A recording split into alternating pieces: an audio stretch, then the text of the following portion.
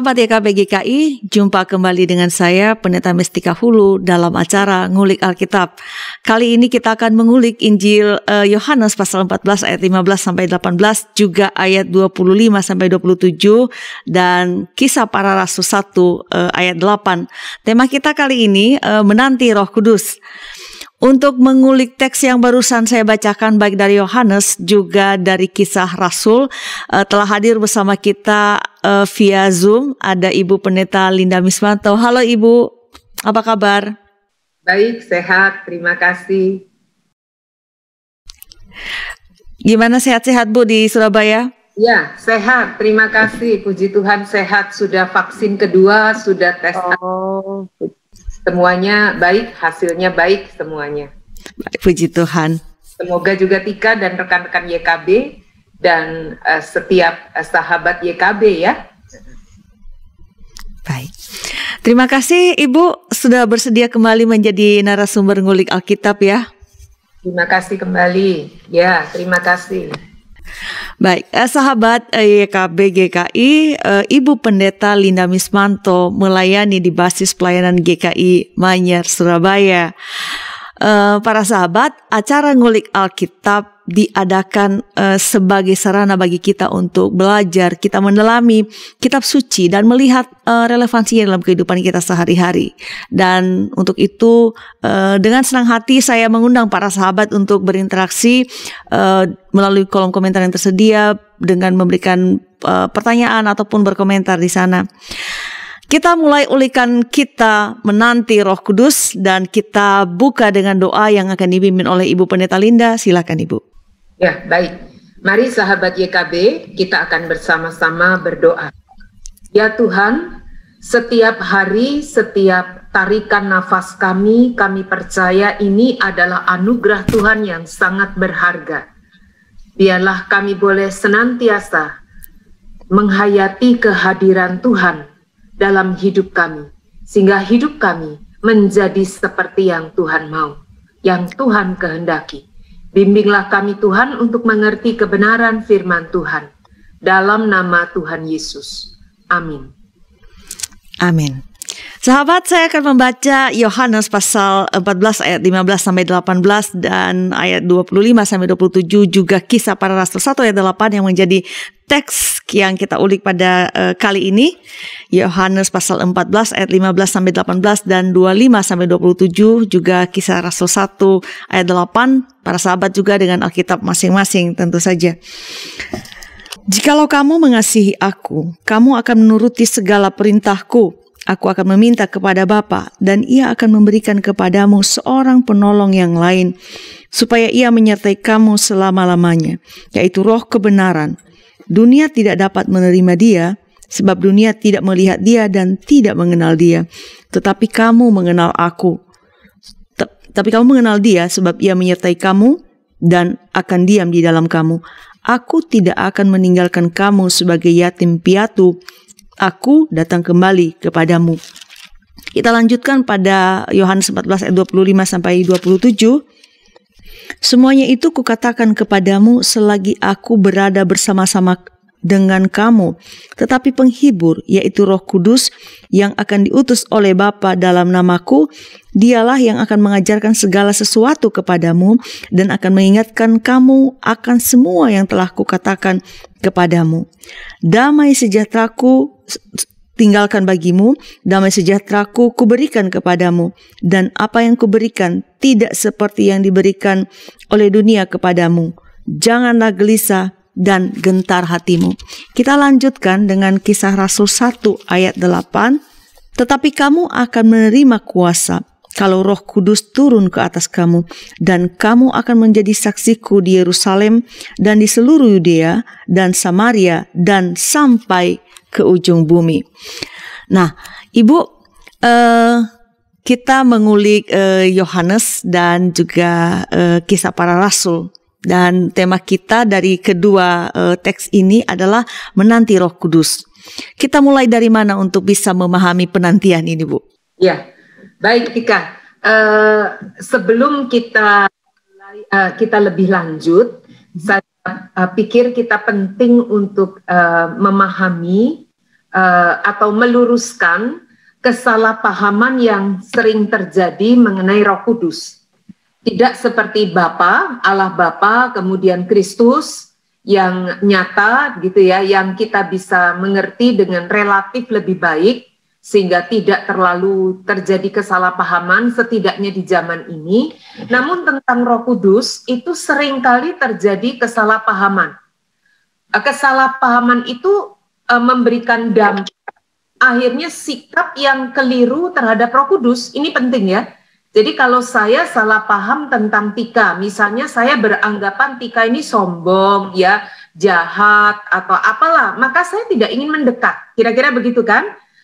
Atau sebaliknya, Tika memandang saya demikian, maka tidak ingin dekat. Kenapa? Karena percuma dia sombong kok, jahat dan sebagainya.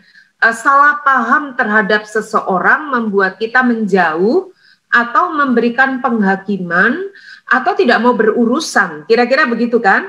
Umumnya begitu. Nah, tentang Roh Kudus juga contoh yang umum, yang lazim atau sering terjadi salah paham tentang Roh Kudus apa? Misalnya begini, ada sebagian orang beranggapan bahwa Roh Kudus itu hanya ada pada kelompok atau gereja tertentu. Ya, saya tidak sebut, sehingga muncul sebuah klaim atau sebuah pernyataan terhadap kelompok lain atau gereja lain. Ya, gereja dia mah nggak ada Roh Kudus gitu ya. Seolah-olah gereja aku aja yang ada Roh Kudusnya gitu ya. Ini sering kan kita dengar. Atau Roh Kudus hanya ada pada orang-orang tertentu. Buktinya apa? Ada kemampuan yang adikodrati atau supranatural, karunia yang supranatural, misalnya nih ngusir setan gitu ya, dan lain-lain. Lalu ada semacam kekaguman, lalu wah orang itu ada Roh Kudusnya ya. Ini loh pendeta yang ada Roh Kudusnya, seolah-olah yang lain menjadi tidak ada Roh Kudusnya. Kira-kira gitu. Nah, ini umum terjadi, cukup sering saya dengar ya. Pernyataan-pernyataan spontan dari orang-orang tertentu. Atau, nah ini juga, ada anggapan Roh Kudus dapat hadir jika manusia menghendaki dengan cara memohon secara serius. Secara serius itu saya beri tanda kutip, karena kadang-kadang itu terjadi dengan paksaan. Saya pernah hadir kebaktian seperti itu. Memang karena ingin mengerti, memahami apa yang terjadi. Jadi kebaktian-kebaktian tertentu yang seolah-olah memaksa, saya pakai bahasa itu mungkin orang-orang tertentu tidak suka ya. Pokoknya nih Roh Kudusnya harus hadir. Karena apa yang dipikirkan Roh Kudus hadir, mesti ada tanda atau fenomena tertentu. Saya pikir sahabat YKB pernah mendengar itu ya.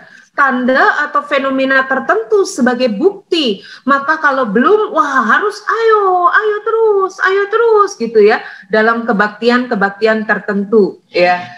Atau yaitu kehadiran Roh Kudus tampak melalui tanda-tanda yang ajaib atau adikodrati saja, yaitu seperti fenomena-fenomena yang tidak biasa. Nah, ini perlu kita kita perlu bereskan dulu kesalahpahaman ini. Demikian, Tika. Baik. Ada klaim-klaim atau pernyataan yang mengatakan gereja tertentu memiliki Roh Kudus atau orang tertentu memiliki Roh Kudus begitu.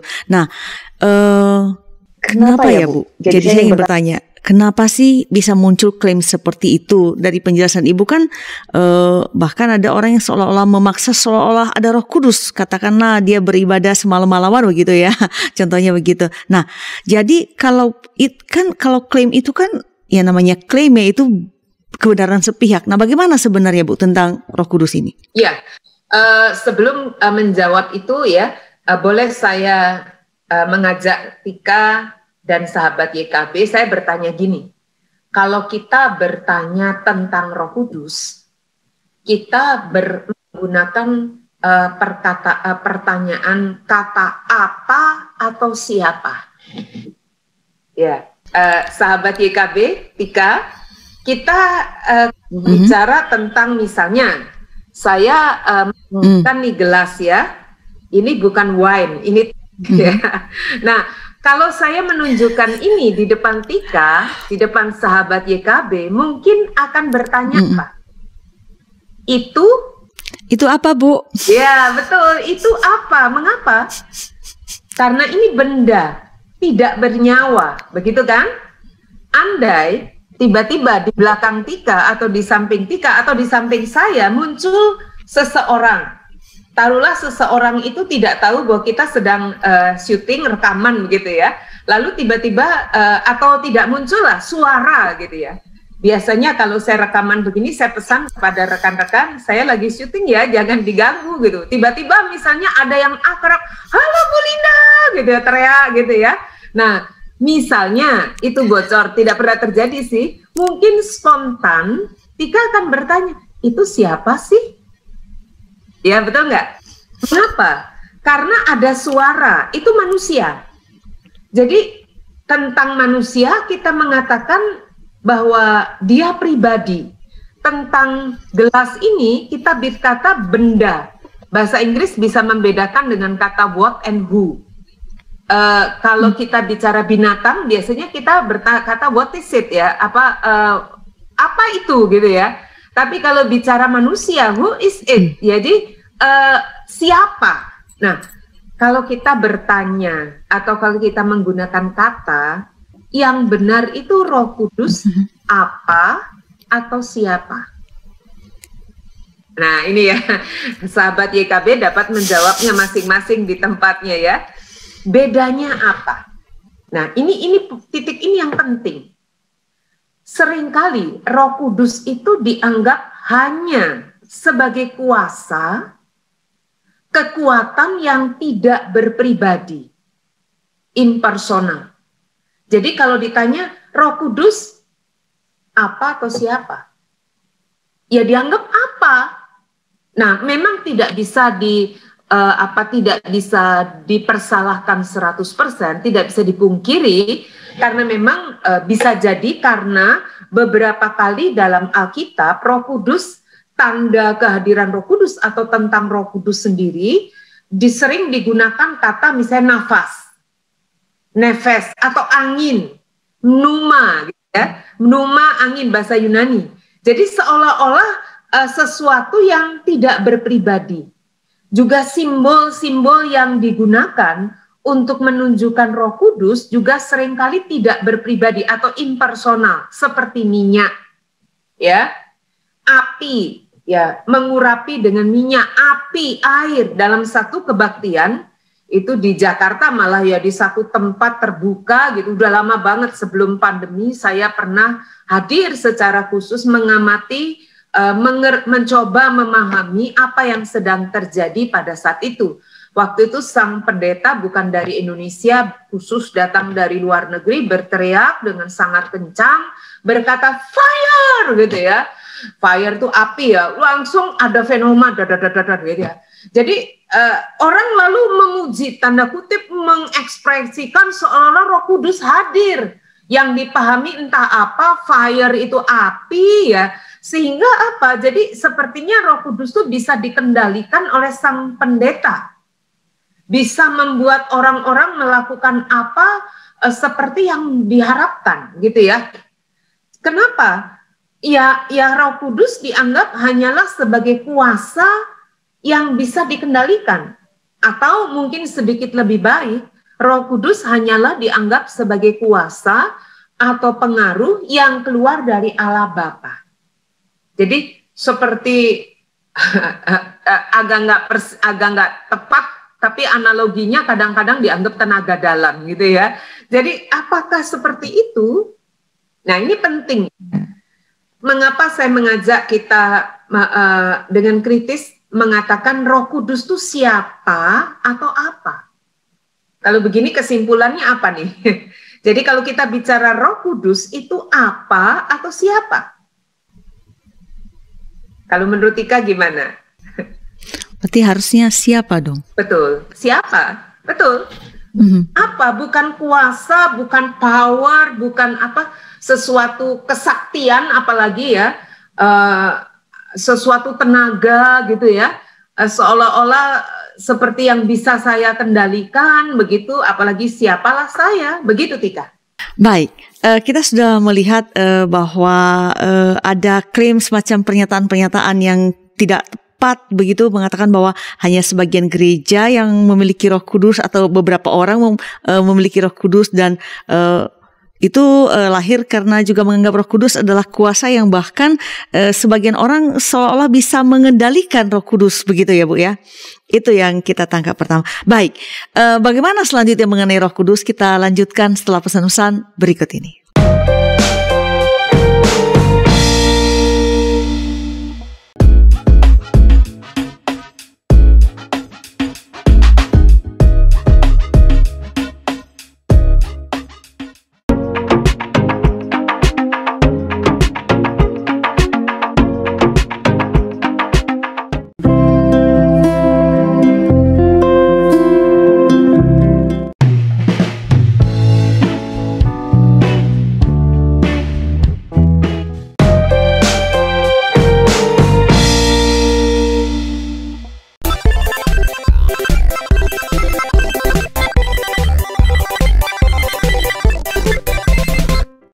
Sahabat, mari dukung pelayanan dan pekabaran Injil melalui YKB dengan membagikan link acara ini kepada sebanyak mungkin orang. Dukungan juga dapat saudara lakukan dengan mentransfer dukungan finansial ke rekening BCA ke nomor 450 305 2990 450 305 2990 atas nama Yayasan Komunikasi Bersama.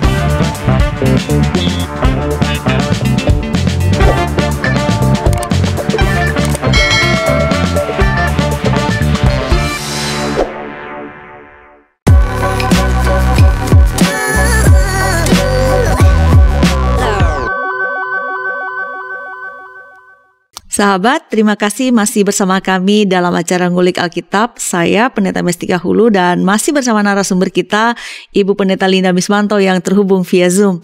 Saat ini kita sedang mengulik Yohanes pasal 14 ayat 15 sampai 18, juga ayat 25 sampai 27 dan Kisah Para Rasul 1 ayat 8. Tema kita menanti Roh Kudus.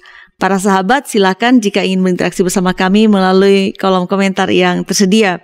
Saya mau kembali ke Ibu Pendeta Linda yang tadi sudah menjelaskan di segmen pertama bahwa ada orang-orang yang beranggapan bahwa Roh Kudus itu semacam kuasa, dan oleh karena itu ada orang-orang yang juga karena keyakinan akan anggapan demikian merasa bahwa dia mampu untuk mengendalikan Roh Kudus, memaksa Roh Kudus hadir atau bekerja menurut apa yang dia mau begitu. Nah, kalau anggapan kan kurang lebih mengatakan bahwa itu tidak sama dengan fakta atau kenyataan, Bu. Jadi bagaimana seharusnya kita memahami, melihat bagaimana Roh Kudus sehingga kita juga dapat menempatkan diri dalam pemahaman yang benar dan relasi yang benar dengan Roh Kudus. Ya. Betul Tika. Jadi kita bersyukur ya karena kita diajarkan untuk memahami Alkitab secara utuh, ya, memahami kanon Alkitab secara utuh. Jadi tidak hanya mengambil sepotong satu ayat atau bahkan satu kata lalu mengeksplorasi tanpa memahami konteks, tanpa memahaminya secara utuh. Nah, hal yang harus kita ketahui adalah banyak sekali bagian dalam kitab suci atau Alkitab kita menunjukkan bahwa Roh Kudus itu adalah pribadi Allah. Sebagai contoh, dalam 1 Korintus 2 ayat 10 dikatakan bahwa Roh itu menyelidiki segala sesuatu. Ya, kata menyelidiki itu menunjukkan aktivitas apa? Akal budi kan? Sesuatu yang melibatkan pikiran, menyelidiki. Lalu yang tadi kita baca, Yohanes 14 ayat 26, dikatakan, ingat, dialah yang, ini kata Tuhan Yesus, yang akan jalani Roh Kudus, dialah yang akan mengajarkan segala sesuatu kepadamu dan akan mengingatkan kamu akan semua yang telah kukatakan kepadamu. Di sini tampak Roh Kudus itu secara aktif Dia bukan pasif, tapi nyata hadir, dan di situ tampak bahwa ia memiliki pikiran sebagai mana pribadi pada umumnya. Namun dia bukan sekedar pribadi seperti kita, dia adalah pribadi Allah. Dia menyelidiki, dia mengajar, dia mengingatkan, dan bukan hanya itu. Bolehkah Tika membaca Efesus 4 ayat 30? Efesus 4 ayat 30, baik Ibu. Baik, saya akan membaca Efesus 4 ayat 30. Dan janganlah kamu mendukakan Roh Kudus Allah yang telah memeteraikan kamu menjelang hari penyelamatan. Ya, mendukakan itu melibatkan apa? Kalau ada orang bisa berduka berarti apa? Itu perasaan, bukan? Ya, perasaan. Dan ini menarik ya, apalagi di zaman itu ada semacam anggapan, karena memang tidak lepas dari filsafat Plato, yang menganggap bahwa materi itu jahat, tubuh itu sesuatu yang atau materi ya, sesuatu yang jasmania itu sesuatu yang rendah, yang roh, yang pikiran itu sesuatu yang tinggi, sehingga mereka membayangkan yang namanya Allah, pribadi yang tak mungkin bersentuhan dengan kehidupan manusia secara jasmania. Maka mereka sulit menerima bahwa Yesus misalnya memiliki tubuh jasmania. Nah, ini melahirkan ajaran-ajaran yang sesat ya. Tapi yang menarik di sini dalam implikasi atau dari ajaran seperti ini lahirlah sebuah pemahaman yang namanya Allah itu apatheia. Apatheia itu artinya tidak punya perasaan. Jadi karena Allah terlalu kudus, terlalu mulia, nggak mungkin lah punya perasaan, kira-kira gitu. Namun di sini digambarkan Roh Kudus bisa loh didukakan ketika kita tidak mentaati Dia, ketika kita tidak menuruti Dia, tidak mempercayai Dia. Dikatakan jangan kamu mendukakan, ini Rasul Paulus memberi nasihat. Jadi ia memiliki perasaan. Dan bukan hanya itu, secara nyata kita mengetahui bahwa, contoh nih ya, bolehkah Tika membaca kembali satu bagian kali ini dari 1 Korintus 12 ayat 11. Baik, 1 Korintus pasal 12 ayat 11.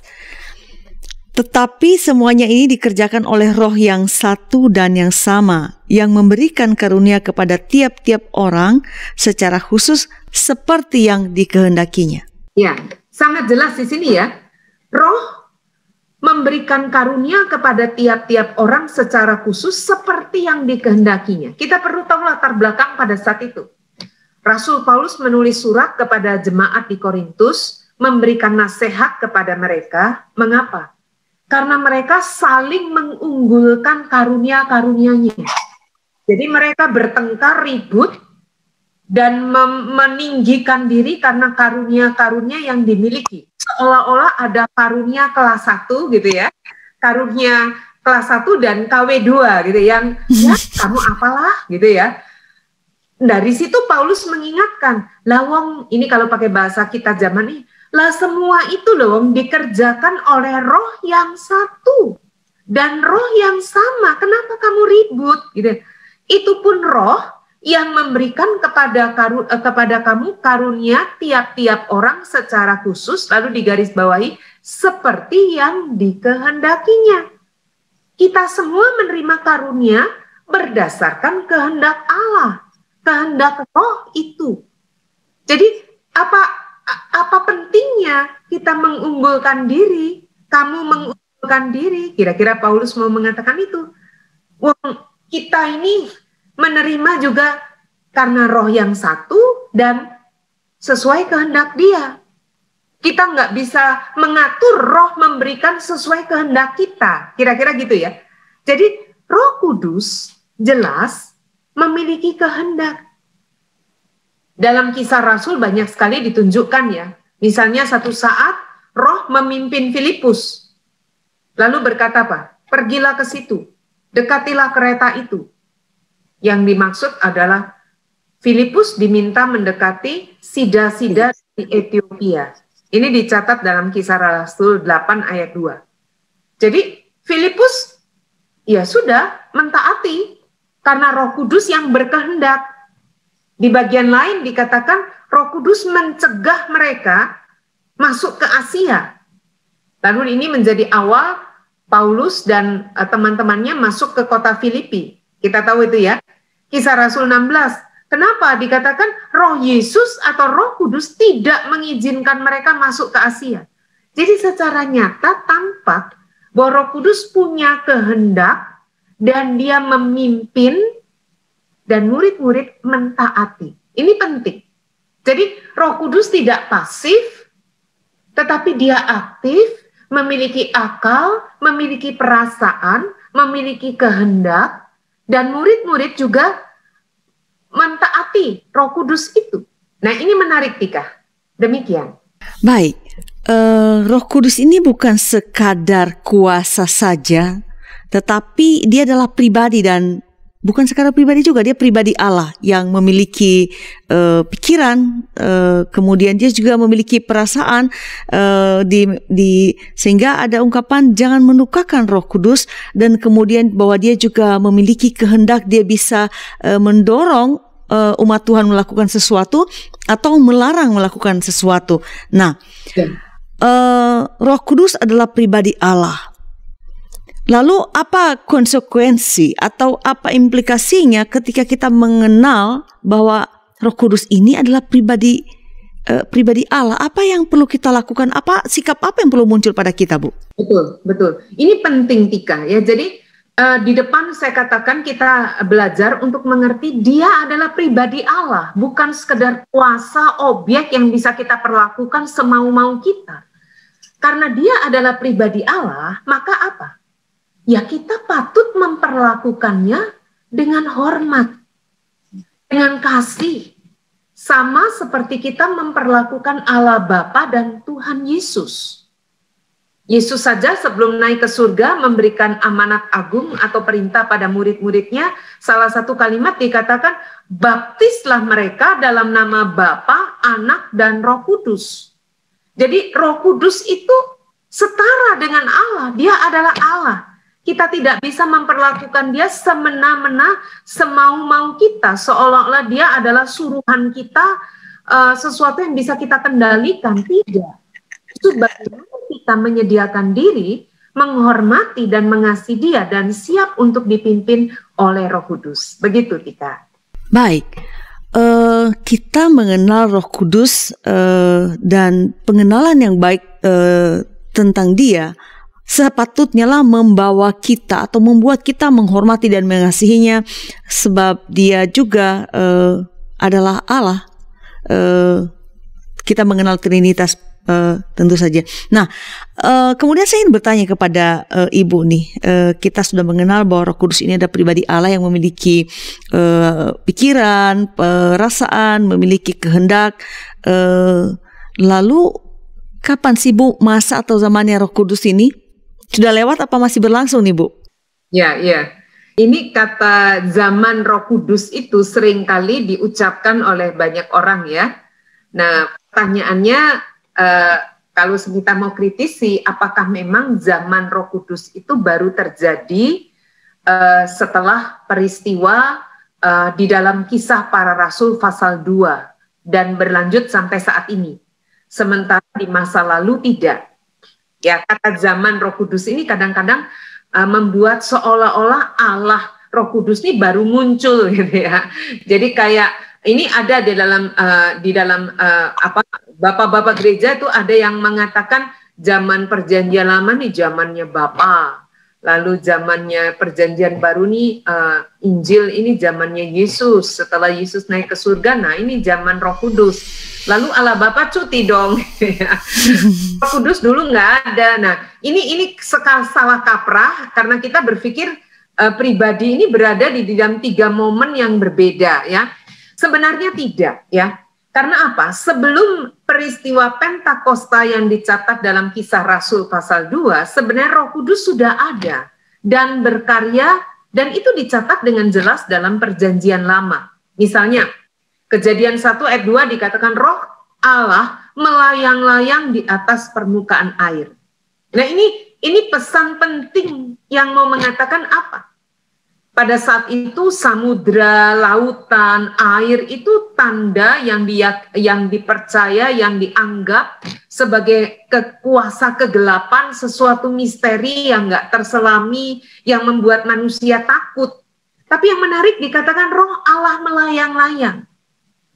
Sebenarnya Kejadian 1 ini seperti sebuah kitab liturgis mau mengatakan apa? Nggak usah takut, Roh Kudus ada. Roh Allah ada di atasnya. Roh Allah ada di tengah kegelapan. Dia menguasai kegelapan. Lalu jadilah terang, dikatakan gitu ya. Jadi Roh Kudus ada dalam penciptaan. Dia menciptakan. Lalu bukan hanya itu, dia berkarya secara sinambung sebagai pemelihara hidup manusia. Setidaknya dalam Kejadian 6 ayat 3 dikatakan, Roh Allah, Tuhan mengatakan, rohku tidak akan selama-lamanya ada dalam manusia. Jadi ketika itu konteksnya adalah ketika kejahatan manusia semakin bertambah sebelum kemudian penghukuman air bah. Dari sini kita bisa tahu selama ini yang memelihara hidup manusia dan bumi ini siapa? Karena ada Roh Allah. Lalu di catatan lain dikatakan, nah ini menarik ya, di Keluaran 35. Bolehkah Tika membaca ini? Keluaran 35 ayat 30 sampai ayat 33. Supaya sahabat YKB juga punya waktu untuk membuka Keluaran pasal 35 ayat 30 hingga ayat 33. Baik. Keluaran pasal 35 ayat 30 sampai 33, berkatalah Musa kepada orang Israel, lihatlah, Tuhan telah menunjuk Bezalel bin Uri bin Hur dari suku Yehuda dan telah memenuhinya dengan roh Allah dengan keahlian, pengertian dan pengetahuan dalam segala macam pekerjaan, yakni untuk membuat berbagai rancangan supaya dikerjakan dari emas, perak dan tembaga, untuk mengasah batu mata supaya ditata, untuk mengukir kayu dan untuk bekerja dalam segala macam pekerjaan yang dirancang itu.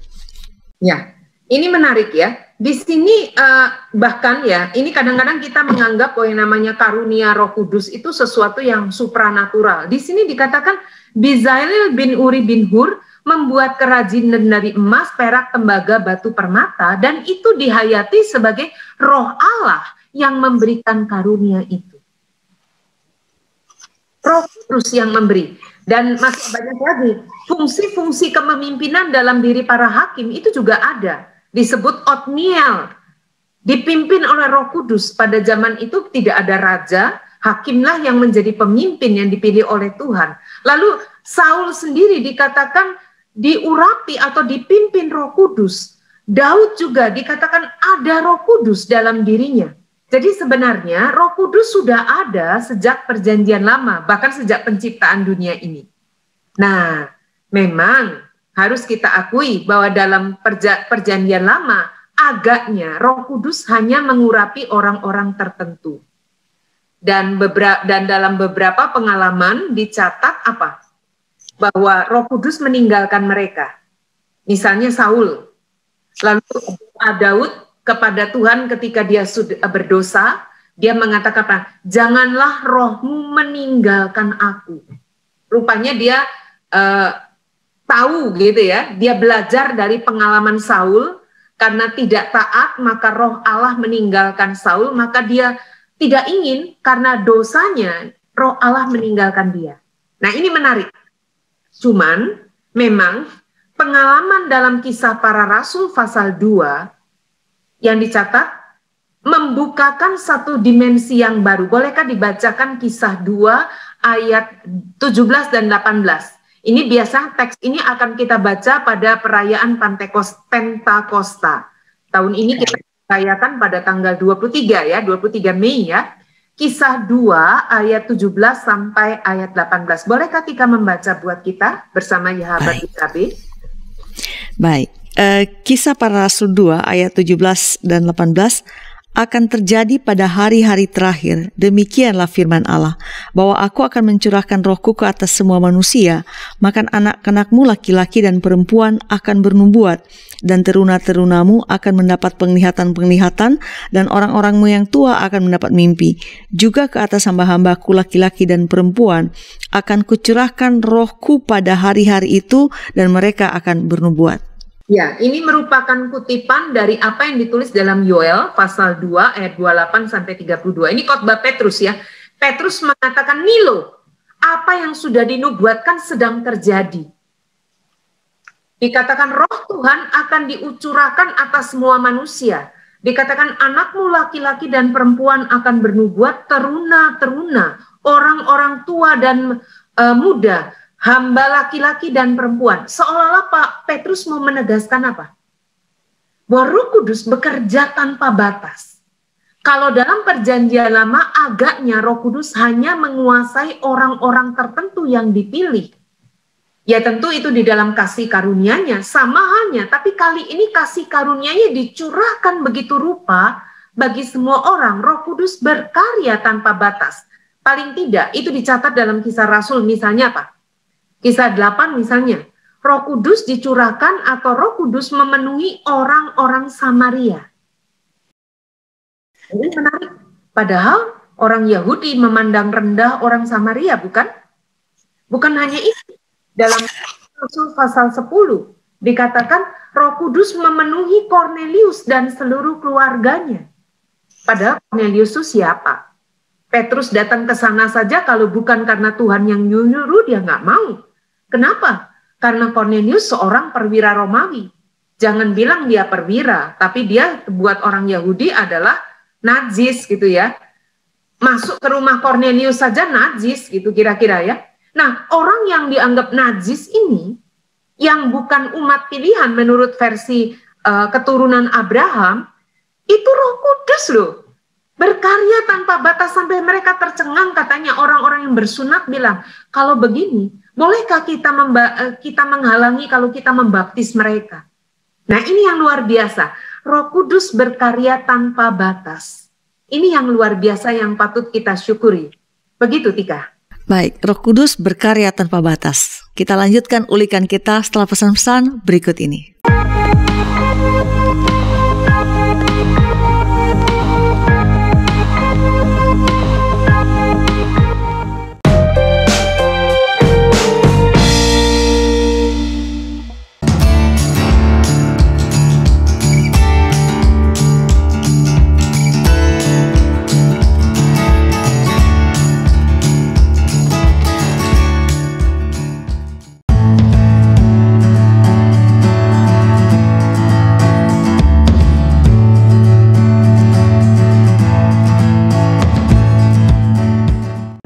Sahabat, mari dukung pelayanan dan pekabaran Injil melalui YKB dengan membagikan link acara ini kepada sebanyak mungkin orang. Dukungan juga dapat saudara lakukan dengan mentransfer dukungan finansial ke rekening BCA ke nomor 450 305 2990 450 305 2990 atas nama Yayasan Komunikasi Bersama.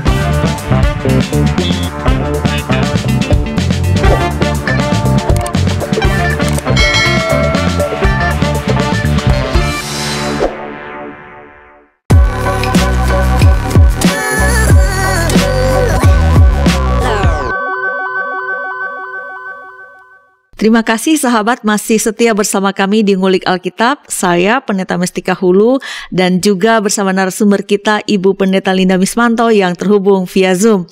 Kita mengulik Yohanes pasal 14 ayat 15 sampai 18, lalu ayat 25 sampai 27, juga Kisah Rasul 1 ayat 8 dan tema kita menanti Roh Kudus. Kita berada di segmen terakhir, namun para sahabat tentu masih dapat berinteraksi bersama kami melalui kolom komentar yang tersedia.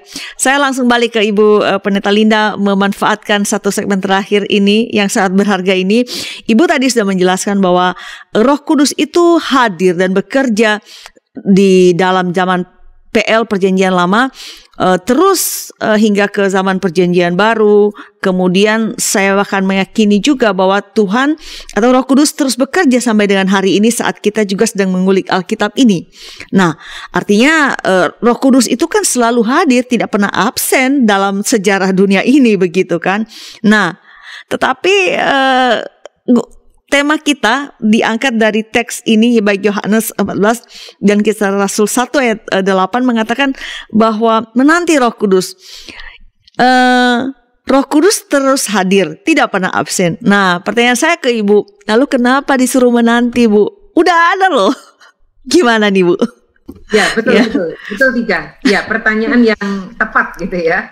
Pertanyaan yang kritis, yang benar, yang berharga. Nah, sebelumnya kita ingat apa yang tadi kita baca di depan ya, di program ini, Yohanes 14 ayat 16. Ya, itu adalah bagian dari percakapan Yesus, perbagian dari percakapan Yesus yang panjang di perjamuan malam terakhir sebelum ia menyerahkan diri ya, ditangkap lalu diadili, disalibkan dan mati. Dan secara fisik Yesus tahu bahwa ia tidak akan bersama-sama dengan murid-muridnya selama-lamanya. Ia akan meninggalkan mereka. Maka percakapan itu menjadi seperti percakapan perpisahan. Nah, ini menarik. Lalu di Yohanes 14 ayat 16 kita ulang baca lagi ya, dikatakan Tuhan Yesus bilang, aku akan minta kepada Bapa. Dan ia, Bapa ya, akan memberikan kepadamu, murid-murid ya, seorang penolong yang lain. Supaya ia, kali ini ia ini siapa? Si penolong yang lain itu menyertai kamu selama-lamanya. Ya, jadi ini menarik. Yesus menggunakan kata penolong yang lain. Kata penolong bahasa aslinya adalah parakletos.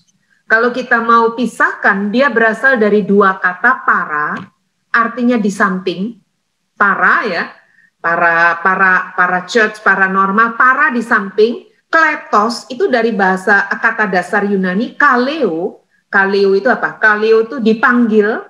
Jadi sebenarnya kata parakletos artinya orang yang dipanggil untuk berada di samping. Dan sebenarnya itu kata yang sangat lazim dan dimengerti dengan baik oleh murid-murid pada masa itu. Jadi kata yang apa? Yang biasa digunakan. Misalnya saya memperkenalkan Tika pada seorang yang lain, orang-orang lain, ini loh pendeta Mustika Hulu, parakletos saya. Nah, ketika saya mengatakan demikian, saya bisa membayangkan orang-orang memandang pendeta Mustika akan merasa apa? Parakletos ya, parakletos ada. Berarti apa? Berarti saya percaya dengan Tika. Saya percaya kepada Tika. Tika memenuhi kualifikasi untuk menolong saya. Yang kalau diterjemahkan, biasanya yang seperti ini dianggap sebagai penasehat. Ya. Nah, mungkin kalau zaman ini tidak tepat, tapi agak mirip, tidak persis sama, itu seperti penasehat hukum. Kalau misalnya kita berperkara hukum dan kita punya uang, kita dipanggil oleh polisi atau bertemu dengan orang, sebentar saya akan mengajak penasehat hukum saya. Maka saya akan meminta nasihat dari orang yang berada di samping saya. Bahkan menjawab pertanyaan pun saya akan meminta pendapat yang di samping saya. Paham ya? Kira-kira begitu. Yang kalau profesi. Zaman dulu orang-orang bijaksana, orang-orang yang kita percaya, kita bisa bilang dia adalah penolong atau parakletos. Jadi bukan sekedar penolong, tolong ya, dia bagian angkat-angkat, enggak. Penolong dalam pengertian, ya orang yang saya percaya, orang yang punya kualifikasi yang memang saya butuhkan. Berarti orang itu mestinya orang berhikmat, orang bijaksana, itu parakletos. Mereka udah tahu itu. Nah, tetapi di sini dikatakan, penolong yang ini, penolong yang lain. Yang spesifik. Lain itu apa? Kata Yunani yang digunakan di sini alos. Jadi alos itu apa? Yang lain terjemahannya. Dia menunjuk kepada yang lain dari Bapa, yang lain dari aku, tetapi sekualitas. karena ada kata yang lain yang digunakan terjemahannya sama yang lain dalam bahasa Yunani, tapi kata itu heteros. Ya, heteros itu apa? Contoh, ini saya bawa di tangan kiri saya teh, di tangan saya botol minuman. Ini heteros. Ini dua benda yang tidak sama. Air minum lain sama air teh. Air mineral beda dengan air teh. Beda kualitas. Tapi saya tidak punya contoh benda yang lain ya. Alos itu satu kualitas.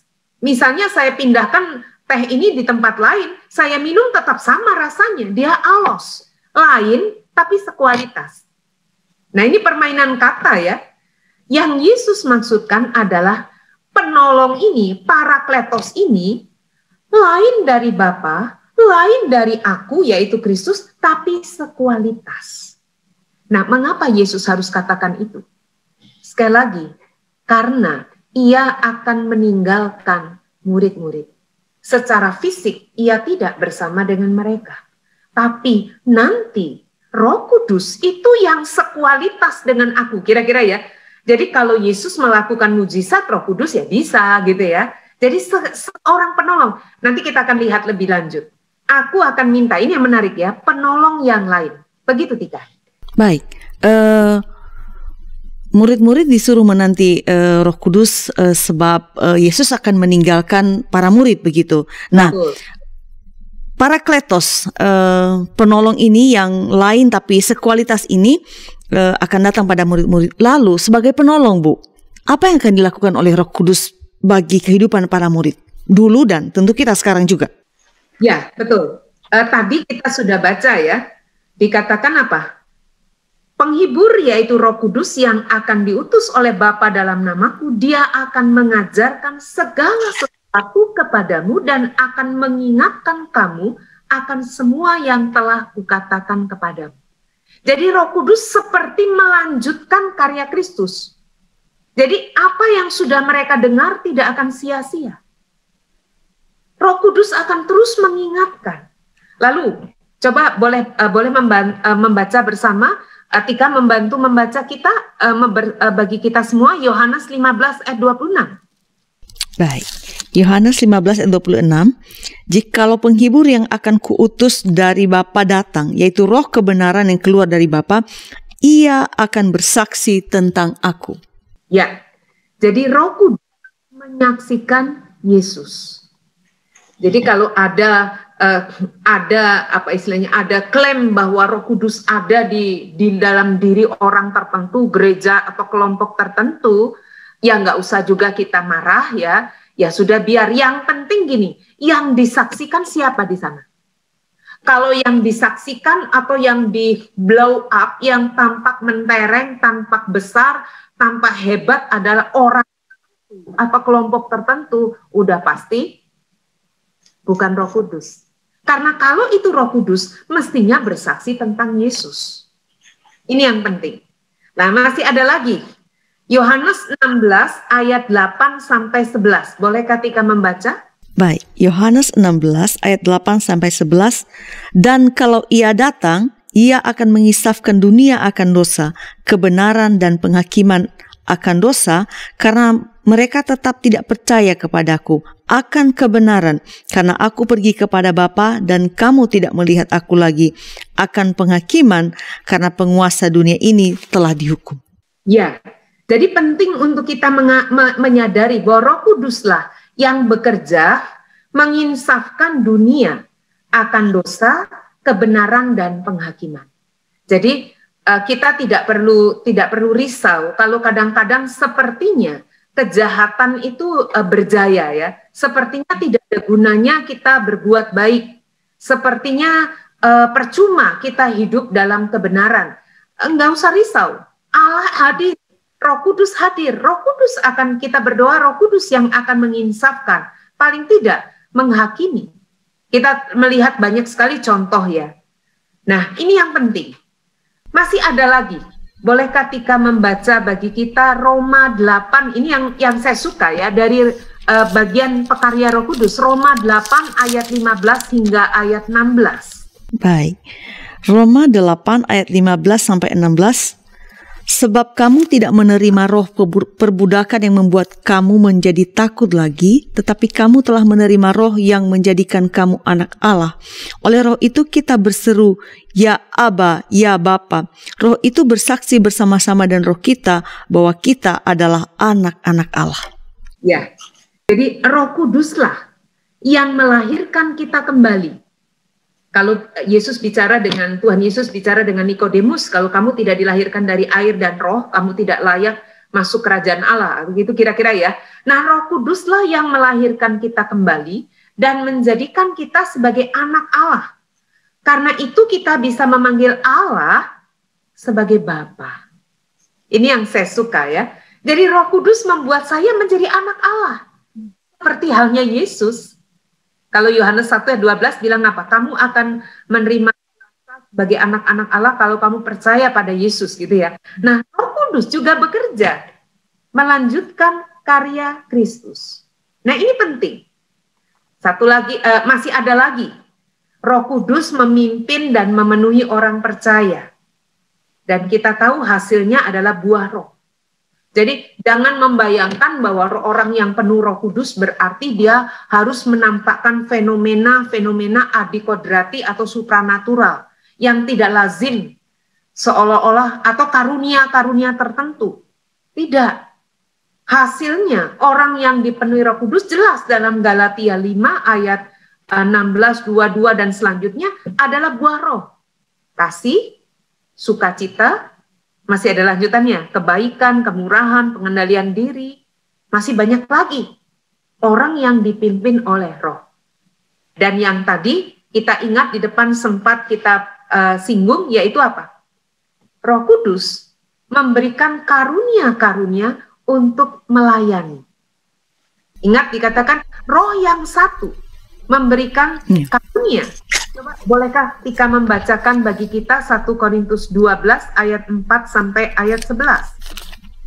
1 Korintus 12 ayat 4 sampai ayat 11. Baik, 1 Korintus 12 ayat 4 sampai 11. Ada rupa-rupa karunia tetapi satu roh, dan ada rupa-rupa pelayanan tetapi satu Tuhan, dan ada berbagai-bagai perbuatan ajaib tetapi Allah adalah satu yang mengerjakan semuanya dalam semua orang. Tetapi kepada tiap-tiap orang dikaruniakan penyataan roh untuk kepentingan bersama. Sebab kepada yang seorang roh memberikan karunia untuk berkata-kata dan hikmat, dan kepada yang lain roh yang sama memberikan karunia berkata-kata dan pengetahuan. Kepada yang seorang roh yang sama memberikan iman, dan kepada yang lain ia memberikan karunia untuk menyembuhkan. Kepada yang seorang roh memberikan kuasa untuk mengadakan mujizat, dan kepada yang lain ia memberikan karunia untuk bernubuat, dan kepada yang lain lagi ia memberikan karunia untuk membedakan bermacam-macam roh. Kepada yang seorang ia memberikan karunia untuk berkata-kata dengan bahasa roh, dan kepada yang lain ia memberikan karunia untuk menafsirkan bahasa roh itu. Tetapi semuanya ini dikerjakan oleh roh yang satu dan yang sama, yang memberikan karunia kepada tiap-tiap orang secara khusus seperti yang dikehendakinya. Ya, tadi kita baca ya, semua diberikan karunia secara khusus seperti yang dikehendakinya. Roh memberikan karunia-karunia yang indah untuk kita saling melayani. Kalau dilanjutkan lebih jauh, dikatakan judul perikop yang diberikan LAI, banyak anggota tapi satu tubuh. Jadi bagaimana masing-masing memainkan peran seperti tubuh kita. Sebagai satu tubuh Kristus, masing-masing punya fungsi yang tidak sama, tidak soal. Tapi bagaimana saling melengkapi. Dan itu hanya mungkin karena dikerjakan oleh roh yang satu, yaitu roh Allah. Roh Kudus. Begitu Tika. Baik, Ibu, kita berada di penghujung ngulik Alkitab ini. Kita sudah belajar, barusan mendengarkan penjelasan Ibu barusan bahwa Roh Kudus ini adalah pribadi Allah. Dia hadir di zaman sepanjang sejarah umat kehidupan kita, di zaman Perjanjian Lama, Perjanjian Baru, bahkan hari ini dan selamanya, karena dia kualitas yang sama juga dengan Allah Bapa dan Yesus Kristus.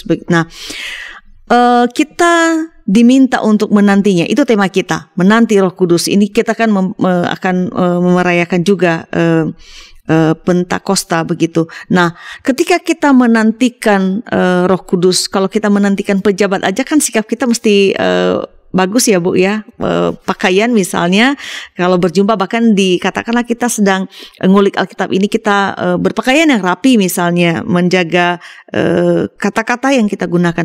Lah, kalau kita menantikan juga Parakletos ini, Roh Kudus ini, bagaimana seharusnya sikap kita Bu? Ini juga sekaligus menutup jumpa kita di ngulik ini.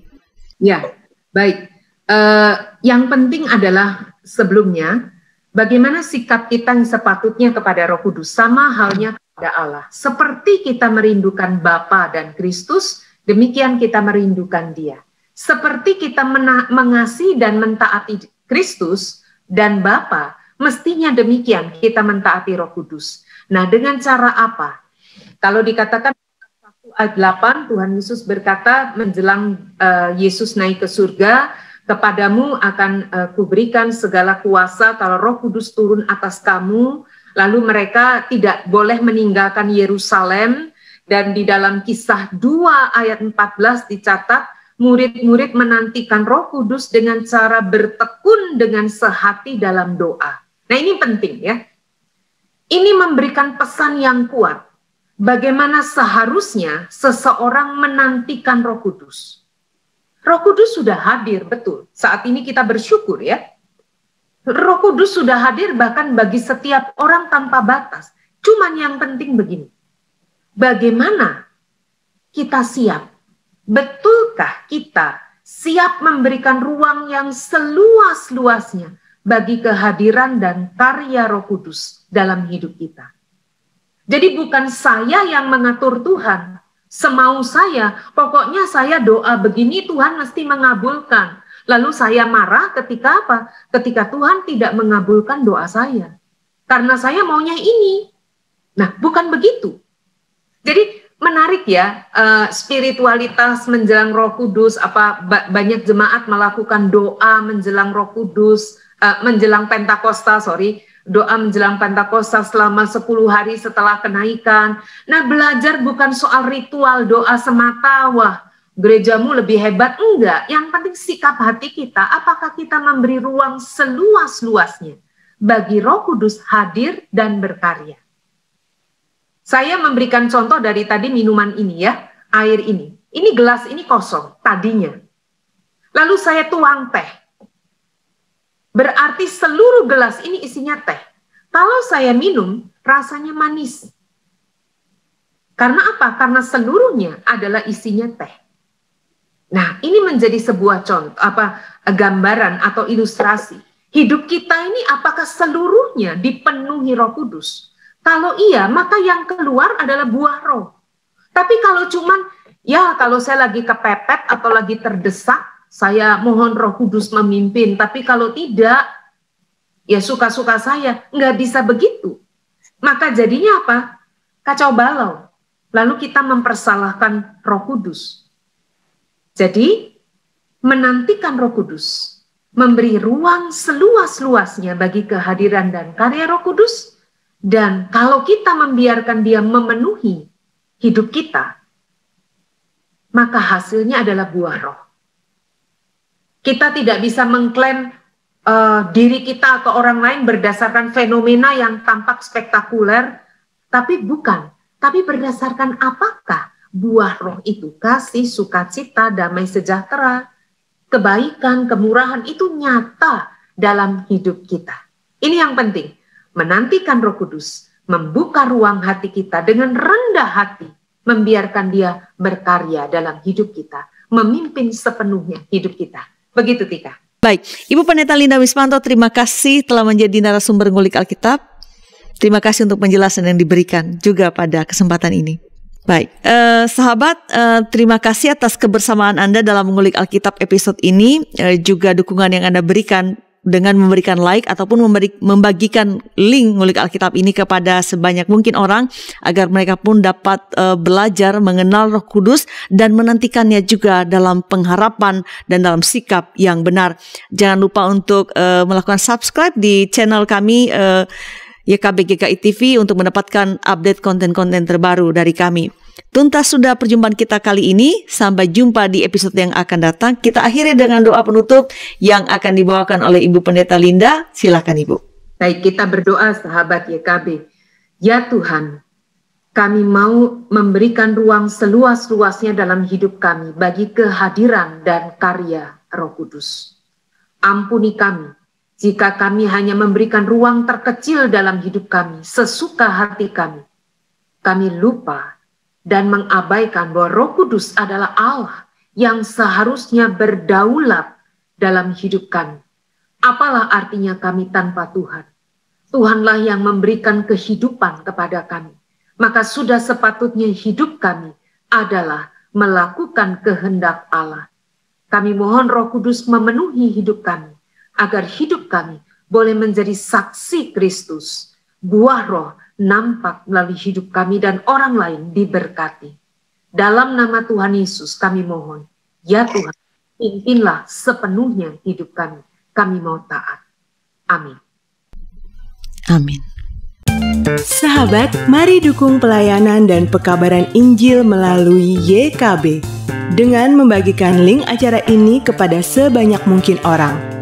Dukungan juga dapat saudara lakukan dengan mentransfer dukungan finansial ke rekening BCA ke nomor 450 305 2990 450 305 2990 atas nama Yayasan Komunikasi Bersama.